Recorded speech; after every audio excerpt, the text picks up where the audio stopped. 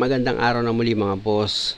Bago ko sinimulan itong paggawa, na-check ko na itong makina. Mayroon siyang palya or merong nginig pag naka-start itong makina niya. Sabi nga sa akin ni customer, 3 taon na daw itong spark plug niya. Hindi pa napapalitan. Kaya nga nung ma-check kung may palya itong makina niya, sabi ko lang sa kanya na magpalit lang tayo ng spark plug. Kasi yung pagpalya ng makina niya, sigurado ako sa spark plug lang yung nagmula. Yun nga ay dahil sa sobrang tagal na nitong spark plug niya. Biro mo naka-3 taon na, hindi pa napapalitan. Unang-una itong spark plug niya is ordinary lang naman. Hindi naman ito katulad ng mga iridium na tumatagal talaga ng ilang taon.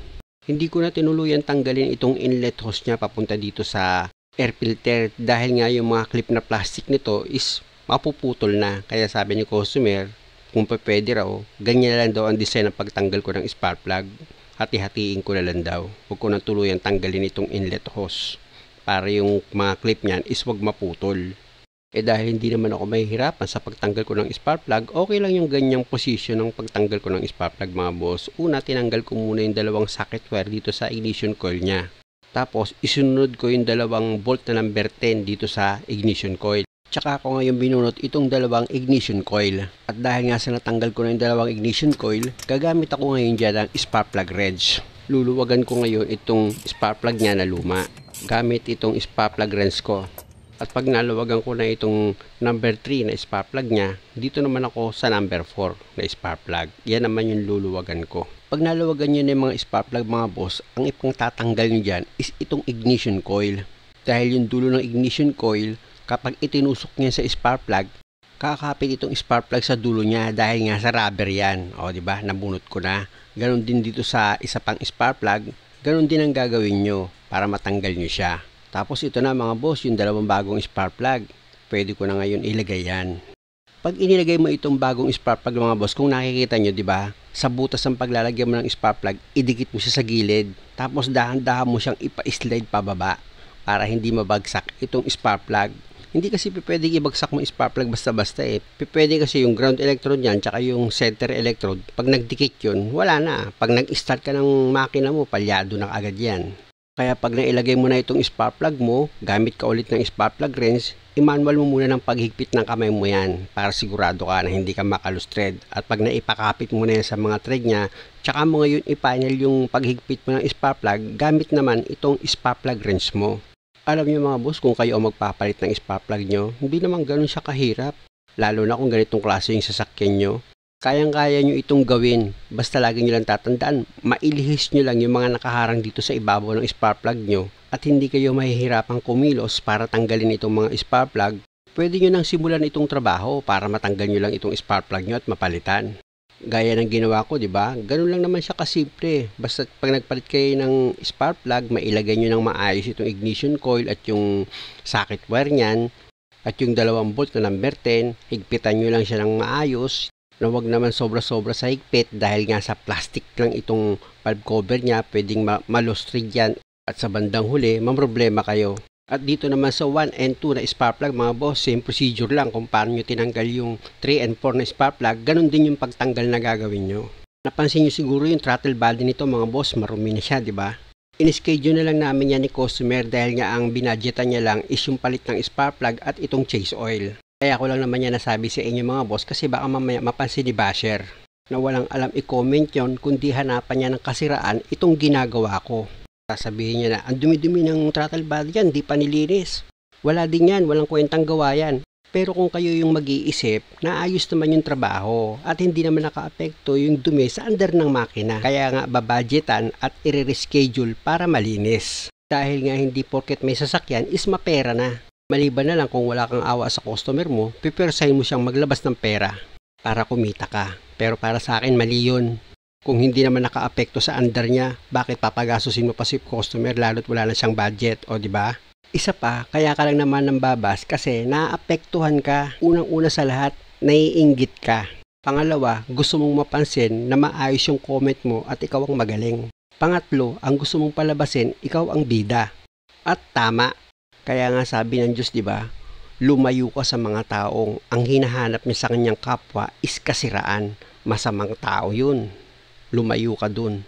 Kaya nga yung isang bulok na kamatis, kapag isinama mo yan sa maraming hindi bulok na kamatis, nako, mahahawa lahat yun eh. Kaya tama yung sabi ng Diyos, lumayo ka sa masamang tao. Kahit nga sa anyo pa lang, dapat lumayo ka na eh. At doon naman sa mekaniko na nag-text sa akin na nagsabi na dahil daw sa mga ginagawa ko, yung mga simpleng trabaho is tinuturo ko sa mga customer, dahil daw dyan is lumiliit na daw yung kita nila. Para sa akin, tama lang na ituro ko sa kanila. Para kahit papaano makatipid sila. At baka mamaya pagdating sa inyo is lumaki pa lalo yung sira.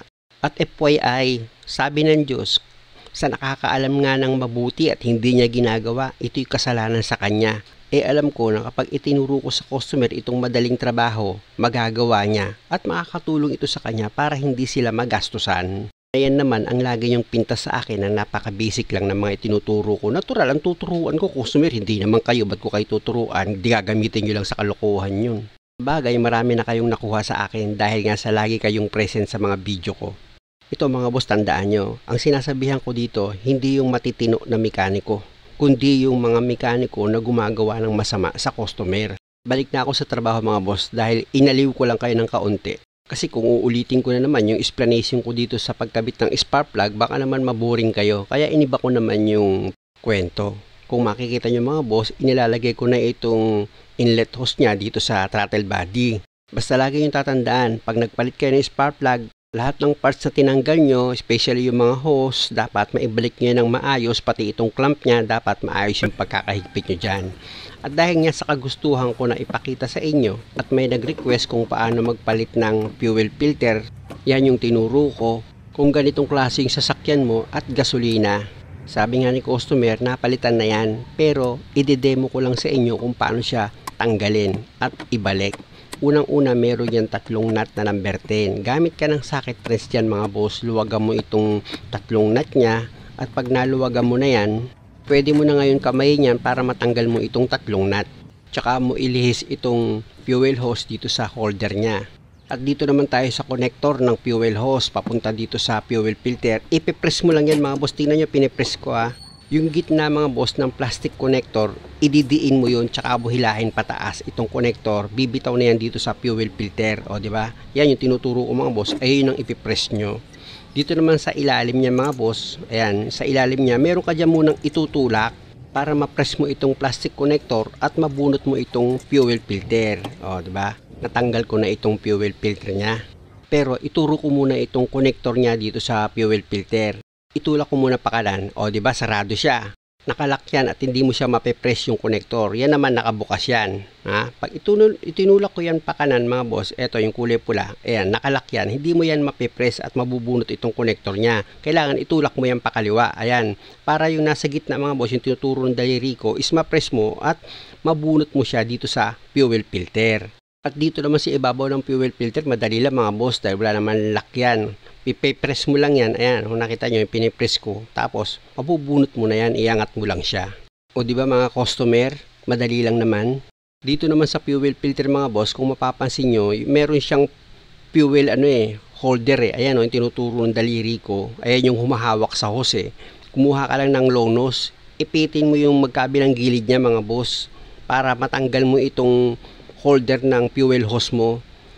Kasi pag bumili ka ng bagong fuel filter mga boss, walang kasama yan. Kaya ang gagawin mo, tatanggalin mo yan para mai-transfer mo siya sa bagong mabibili mong fuel filter.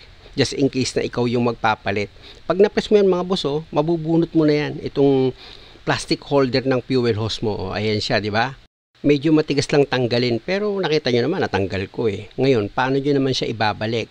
Dito sa likuran ng holder ng hose mo mga boss, yan tinuturo ko, parang may guhit dyan na nakaibabaw siya. Ayan yung guhit na yan mga boss ayan ang pinaka-guide mo dito sa fuel filter. Kung mapapansin nyo meron din siyang tatapatan ng guhit na yon para hindi ka magkamali ng paglagay ng holder ng fuel hose mo. Pag naitapat mo yan mga boss, di ba, tapat mo na siya, o tsaka mo lang ngayon siya ididiin. Hindi naman ganong kahirap yan pag idiniin mo, saglit lang, o di ba, naidiin mo na siya, o di ba, napakasimple lang na ilagay mo na siya. Tapos pag ilalagay mo na itong fuel hose mo dito sa connector niya sa ilalim, itutusok nyo lang yan mga boss. Napakasimple. Wala ka nang wala nang guide yan. Basta itusok mo lang siya. Tutunog naman yan Pag tumunog yan, means nag-lock na yon. Na kahit hilahin mo pa yan, hindi mo na yan mabubunot. Tingnan nyo, hinihila-hila ko, di ba? O hindi ko na siya mabunot. Tapos pwede mo na ngayon siyang ilak, itulak mo yung kulay pula na yon, pa kanan, o di ba? Hindi rin naman ganun kahirap pag ibinalik mo na itong connector niya dito sa fuel filter, kayang-kaya nyo. Tapos, pwede mo na ngayon siyang ilapat dito sa pagkakabitan mo ng mga tornilyo. Tsaka mo ngayon ilagay yung tatlong nut na number 10. Siguraduhin mo lang na ipakapit mo yan ng maayos dito sa mga thread niya bago mo gamitan ng paghigpit mo para ipainhal. At dapat maayos yung pagkakahigpit mo dyan mga boss, hindi rin pwedeng maluwag yan. At pag okay na, pwede mo nang ibalik itong isa pang fuel hose niya. Itutusok mo lang yan mga boss, ididiin mo lang, ibig kong sabihin, o maglalak na rin yan. Tsaka mo ilagay dito sa holder niya itong fuel hose, na ikabit mo na itong bagong fuel filter mo kung nagpalit ka. Sana lang sa mga customer, na-get nyo kung paano ko tinanggal yung fuel filter dito sa connector niya at kung paano ko siya ibinalik. O start ko na itong makina, medyo mag-hard start yan kasi wala pang gas eh. Narinig nyo mga boss, medyo mahaba yung redondo niya dahil nga sa wala pang imbak na gas itong fuel filter niya. Balik tayo sa fuel filter. Kung medyo duda ka sa gawa mo, hawakan mo yung connector niya. Mapapansin mo naman dyan kapag may basa ng gas yan, hindi mo lang masyado na idiin itong connector niya sa taas at sa ilalim. Pwedeng gawin mo is idiin mo lang siya para mag-lock maigi. O kaya kung ayaw mo naman siyang hawakan para makapa mo, pwede mo naman siyang silipin dito sa side na to. Ayan, masisilip mo naman yan, makikita mo kung magbabasa yan Tapos ito na ngayon yung andar ng makina, na wala na yung palya niyan mga boss, yung parang meron siyang nginig dito sa makina. Actually meron yan bago magsimula magtrabaho. Pero naging okay na siya dahil nga sa pinalitan na ito ng bagong spark plug. Unang-una dahil nga sa sobrang tagal na, biro mo 3 taon na, tapos bumabiyahe pa ito ng probinsya. Kaya dapat lang palitan. At dahil okay na, pasok ako dito sa sasakyan ni customer, switch off ko itong makina, tapos start ko ulit itong makina. Dapat 1 click na yan. O diba, 1 click na siya. Dahil nga sa yung fuel filter niya is pinasok na siya ng gas. Kanina kasi nag-hard starting siya dahil nga sa wala pang laman yung fuel filter nito na gasolina. Ayun ang cause kaya nagkaroon siya ng hard starting. Muli mga boss, maraming salamat sa panonood. Sana nakakuha kayo ng idea kung paano magpalit ng spark plug at ng fuel filter. At kung maaari, huwag nyo naman sanang kalimutang mag-subscribe sa channel ko. At muli, maraming salamat ulit and God bless.